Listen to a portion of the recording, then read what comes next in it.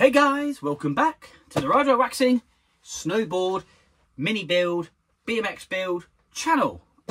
We are fully fledged into the winter season, so there's lots of videos going to be coming around awesome boards like this Dominate by Burton 159 board. As well, we've got another one over there, but we've got lots of skis and boards coming. The season started lovely and early, so we can get ahead of the curve. I have got quite a backlog of people to get through, and they're all existing customers, which is really, really nice. And there are also a lot of referrals in there, which is even better. And people ask, why do I video each board? It's because you then, as a customer, if this is your board, so Nathan, this is your board, he gets to see what goes into it, and he gets to see what it looked like before and what it looks like after, and it will just build a little bit of confidence when you hit that snow that you've got a good edge, you've got decent wax on your board, and you can fly past everybody with a big smile on your face and get to après ski before everybody else, especially the volley doos, and get the best table in the sun with the music pumping. That's what it's all about. So guys, we're going to get on and detail this board, but before we start, we've got something really important to say. Check out the hat. Right, £12 Rider Waxing hat. If you want to support the channel, this is what you need to do, is buy yourself one of these. These are really, really warm, and they're really, really cool. Sold quite a few already, and there's a few people in my local area styling them, which is really, really cool. So guys, if you want a hat, hit me up. I'm on TikTok, Instagram and Facebook. Just message me. We'll sort it out between us and have a chat. And yeah, we'll get one shipped out to you. It'd be lovely to get these shipped all over the world. And obviously people can then start feeding pictures back, like I try to do when people take their boards on holiday, and I can start pumping those back onto the channel. And we can just, yeah, just share the love, basically. So yeah, let's get on. Let's get this Dominate board by Burton, fully polished and detailed, and we'll show you at the end how good it's going to look. So let's pop it in my hand and have a quick look at the before. So here we are. Here's the before. As you can see, we're going to get this kind of like purpley dark colour really popping. We've got, like I say, this is an older board, so you can't stop this really, because there's no way, it's not split here, but it's just where the base is lifting from the actual PTEX material, which is a shame. But it's just, like I say, it's an old board, but it does really, really well. We've got a couple of nasty little marks just here where the actual base coat itself, where the screws are stuck through and it's caused a high spot, so we'll clean all that up. We've got a little bit of corrosion, but nothing too bad, and we'll get this thing absolutely popping. Really, really popping. And that's where you're going to see a big difference from that word all the way down through there. And we're trying to see what it looks like at the end, and I think you'll see a marked difference. Now, this is how old school this board is. Look at that, it's an old school sticker. And look at the modern day one. That was designed by my buddy Tom. He designed that, and I have the rights to use it, which is really, really cool. And that's why I give him beanies and stuff like that. Not only that, he's my best bud, so he's a good lad. But yeah, that's what it was before. We had lots of people commenting about the logo of what it could look like, which I didn't like, so we changed it to that. Massive upgrade. But yeah, I know, by the way, there's my telephone number. Obviously, I don't really care if people see that. You're welcome to call me up or text me or WhatsApp me, and we can get one of these hats sorted out. So, there's no further ado, let's get on and get this board done.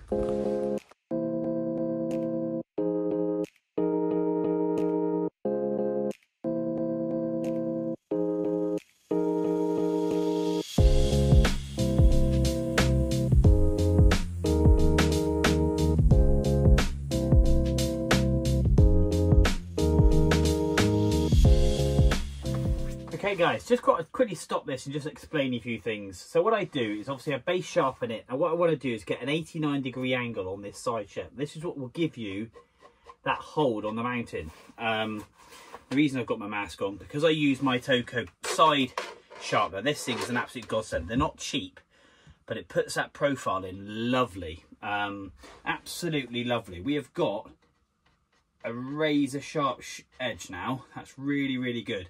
What I then tend to do is use a gummy stone. It's kind of like a file, but a very like a gummy kind of feel, softy feel. And then we dull and tip the ends. So not aggressively rubbing, just gently rubbing. We take those in around about 6 to 8 inches into the edge of the board. And then obviously just run it around the front to clean it all up. And we do the same on the front. And that reduces catching. For the simple reason, these bits here, if you've, especially if you've got a rocker board, so basically like a banana, that isn't quite so bad because you won't catch the edges. It's more park board for hitting rails.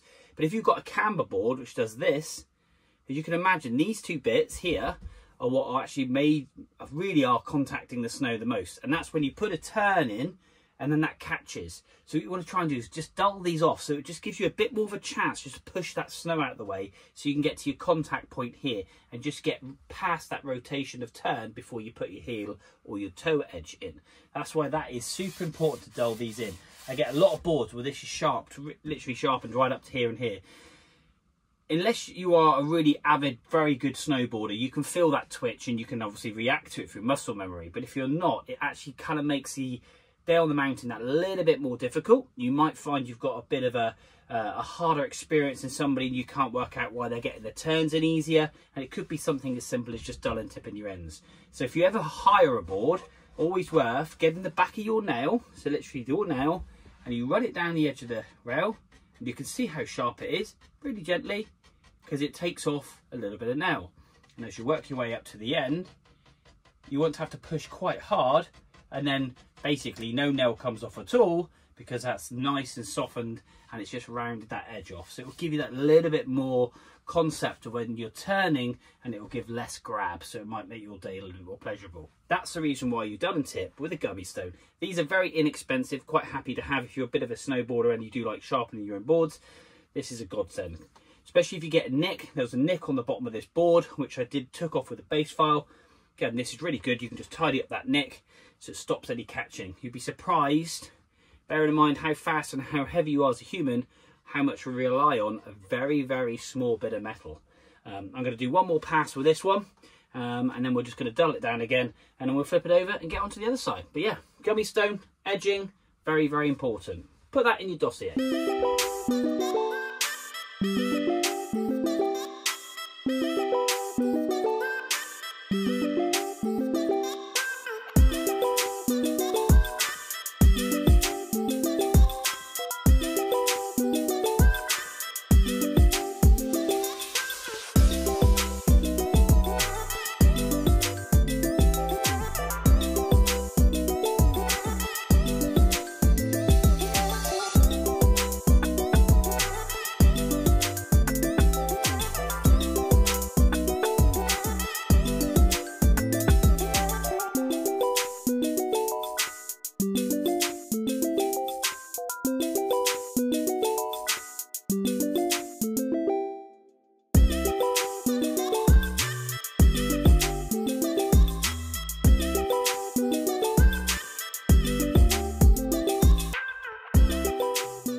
As we said earlier in the video, we've got this light area just here. Now this is where the base coat has delaminated away from the base material.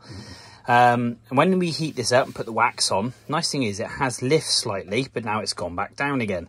So what I'm going to attempt to do now is I'm going to warm this area up to a point where I can just pull this up with a Stanley knife blade. I'm going to try and get some epoxy. By this being hot, we're going to try and get the epoxy to bleed down through. So we're going to stand the board up and try and bleed the epoxy into here. And then we're going to clamp it, hopefully oozing the epoxy out, then sealing this bit. I don't know how well it's going to be. We might have some pockets of area, but we're going to give it our best because it's still attached all the way up to here. We've only got from here to here to get the liquid in. And what I don't want to do is carry on delaminating it, making it worse. So we might struggle to get round to some of these points, but we're going to give it our best shot. And let's just see if we can get this to kind of become a lot darker like this area, like I say, because we don't want any moisture getting into here. So let's give this a go.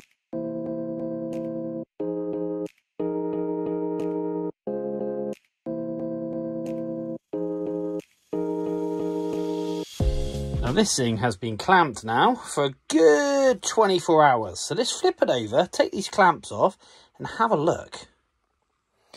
Now I'm going to take this as a win for the simple reason I put a lot of epoxy in here. A lot of epoxy, and I tried forcing it down through in here and we got it really hot and liquefied. It would not pass this point here or around here, which was really annoying. But we have got 99% of this edge here. This edge here is all sealed. We can't do anything with that, but this was all open. And now what we've done is sealed all of this to stop in any moisture, made the board flat. So what I'm going to do is clean all this up. I'm going to re-wax the end of this board. But the nice thing is with it, we've secured that base coat now down to the actual underside of this board where the graphics sit, causing obviously no future problems. So I'm really happy with that. Really happy. I just wish we could have bled that a little bit more, but I just could not. And without me pulling the top coat here up, and this one feeds from here, so it feeds there and goes down to here, which goes into here. But I just could not push, no matter how much I pushed it down with the epoxy, it wouldn't bleed down in there. I had it upside down and all sorts. But you can see the colour difference here from before. I'll try and pop it on the screen just here now. Massive improvement. We can see that epoxy's all leaked out. So I'm going to take that as a repair, which is great. So we're going to get on, just re-wax this area here. Like I say, there is other areas, but again, these areas on the board I can't do anything with, sadly, for the simple reason the top coat hasn't lifted. Yeah, we're going to get on, finish waxing this, get it off, get it buffed up, and have a look at the finished product.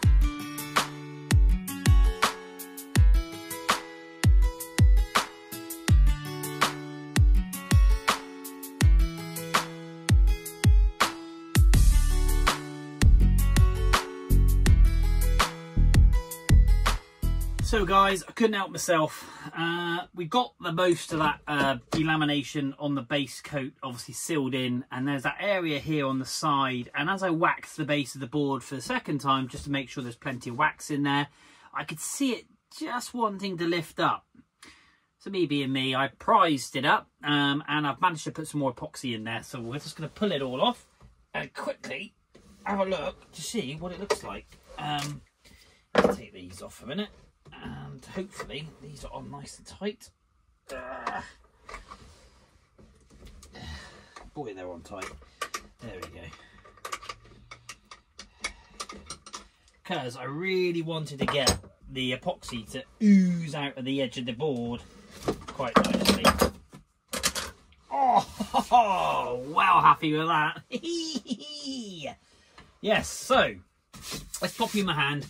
I'm going to have another quick look and just see how we've made this even better. So here we are. We have now got, this is where the epoxies come out. We have got this area here, which was all white. Just annoyingly, if I could have only get that in there, but it literally stems from here. And it's a very fine line and opens up into a galleyway. And I just can't seem to prise this open here to be able to force the epoxy down in through here. But genuinely, that is not raised, but this is now super tight. That is now all sealed. I've just got to clean up the epoxy that's oozed out of this edge. I am so happy with that. So happy. So here we are. That has come up absolutely lovely. If you had a look on that previous picture, this was all white round here. We've got that epoxy oozed all the way in. We've got the colour back in now. The only annoyance is this little area here. There's a little valley which leads up to here. And it's a very thin line. And this base material here has not yet raised. It's a little bit like these areas here. They're still stuck down, which I just cannot seem to get up, which is really annoying. But that little area just feeds into here, this little galleyway. If only I could get it into that, I could then push it down through by heating the base material up. But the most important thing is all this area around here now is completely sealed. This is obviously just wax we've got on here. And that's the whole reason why I went back and had another go, because I heated this area up and I could just see it started to lift just here. So I managed to get my Stanley knife blade under, liquefied the epoxy, really liquefied it, pushed it in, and then massaged it into place all the way down through, and then just forced it out and clamped it. Hence this is a residue. So really chuffed with that, because this was literally, this whole area here was lifting up. And yeah, apart from this bit obviously, which we got sorted. So yeah, really happy now. Really happy. Really happy with that. That saved this board, I think. So what we're going to do now is get the wax off, get this thing polished up, and get it back with the other Burton to the owner.